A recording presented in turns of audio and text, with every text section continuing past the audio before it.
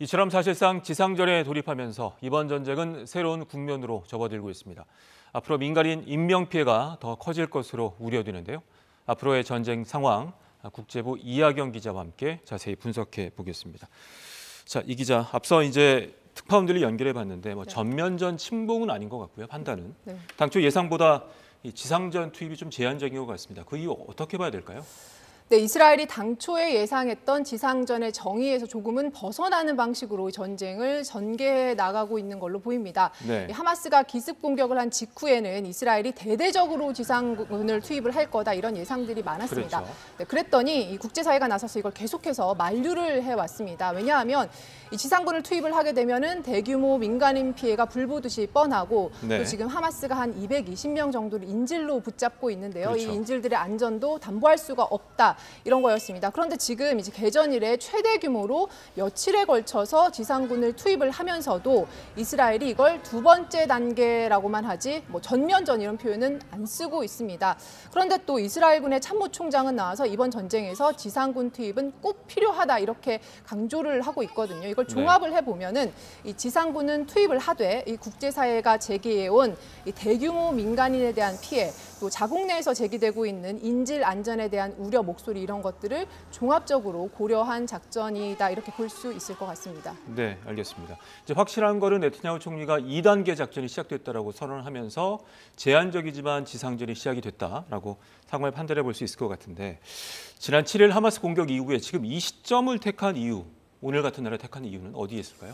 일단 지상군 투입을 위한 정지 작업이 어느 정도는 끝났다고 판단을 그렇군요. 한 걸로 보입니다. 이스라엘이 개전 이후에 가자 지구에 지금까지 공습한 타겟이 10,000개가 넘습니다. 이 가자 지구가 면적이 365제곱킬로미터밖에 안 되거든요. 그런 걸 고려했을 때 어마어마한 양의 공습을 이미 한 겁니다. 그런데 지난 22일부터는 산발적으로 이 지상군을 투입을 해서 하마스의 대비 상태도 떠보고 또 지상군을 본격적으로 투입을 했을 때 걸림돌들도 제거하는 작업들을 어느 정도 진행을 해왔거든요. 이제는 이제 정예 부대를 투입을 해서 하마스 대원들을 본격적으로 제거할 수 있는 여건이 마련됐다. 이런 판단을 한 걸로 보이고요. 네. 또 하나 짚어볼 거는 인질 문제입니다. 최근에 인질 중에서 이스라엘 국적 2명, 또 미국 국적 2명을 이렇게 하마스가 풀어줬거든요. 그렇죠. 하지만 아직까지도 220명 넘는 인질들이 붙잡혀 있습니다. 이 미국이나 유럽 같은 외국 국적들도 상당수 있거든요. 인질 석방을 위해서 협상이 물밑에서 진행이 되고 있었습니다. 카타르가 이걸 중재를 했고요. 네. 근데 미국도 이스라엘한테 우리 협상을 위해서 시간을 벌어야 된다. 그러니까 지상군 투입을 좀 미뤄달라. 이런 요구를 한 걸로 이제 알려져 있습니다.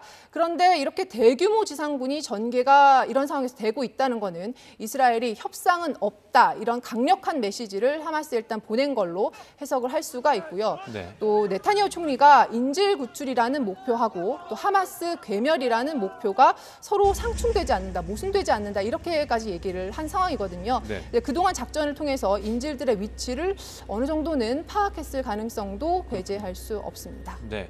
그러니까 여러 상황들을 봤을 때 이제 지상전을 투입하는 게 부담이 됐음에도 불구하고 할 수밖에 없는 이유, 하마스를 이제 붕괴시키는 요인도 있을 것 같은데 여러 가지 난제가 있지 않겠습니까? 네. 지상군 투입을 할 수밖에 없는 이유 어떻게 봐야 될까요? 네, 여러 난제에도 지상군 투입을 결정을 했다는 건 첫 번째로 이 하마스가 지속적으로 도발해오는 인프라를 완벽하게 무너뜨리기 위해서입니다. 하마스가 거미줄 같은 땅굴을 가자지구 밑에 파놓고 쓰고 있거든요. 그렇죠. 이 하마스의 땅굴, 무기 저장고 같은 걸 직접 들어가서 완전히 제거를 하겠다. 또 전투 부대원들도 척결을 하겠다. 이런 걸로 보이고요.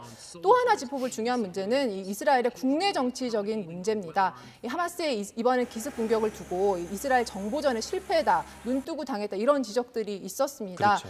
사실 이스라엘 국민들 입장에서 보면은요, 이번 이 하마스의 공격은 미국으로 치면은 9.11 테러와도 맞먹는 엄청난 충격을 준 사건이었습니다. 네타냐후 총리와 내각한테 책임을 묻지 않을 수 없는 상황이 온 겁니다. 그런데 이 피해 보복을 다짐해놓고 이제 와서 발을 뺀다는 게 쉽지가 않습니다. 국내 비판 여론을 감내를 해야 되기 때문이죠. 또 같은 맥락에서 볼 게 이스라엘이 지금도 이제 국내 사망자 수가 1,400명이 넘거든요. 네. 하마스 괴멸을 얘기해놓고 휴전 같은 걸로 적당하게 타협을 하고 넘어간다? 그렇다면은 하마스가 문제가 아니라 이 북쪽에 있는 헤즈볼라까지도 이렇게 하니까 되네? 그래서 그렇겠군요. 이런 식으로 테러 공격을 계속해서 해올 가능성을 배제하기가 힘듭니다. 그러니까 이스라엘 입장에서는 손에 잡히는 결과를 반드시 내야만 하는 상황이 온 겁니다. 네, 알겠습니다. 여기까지 듣겠습니다. 이 기자 수고했습니다.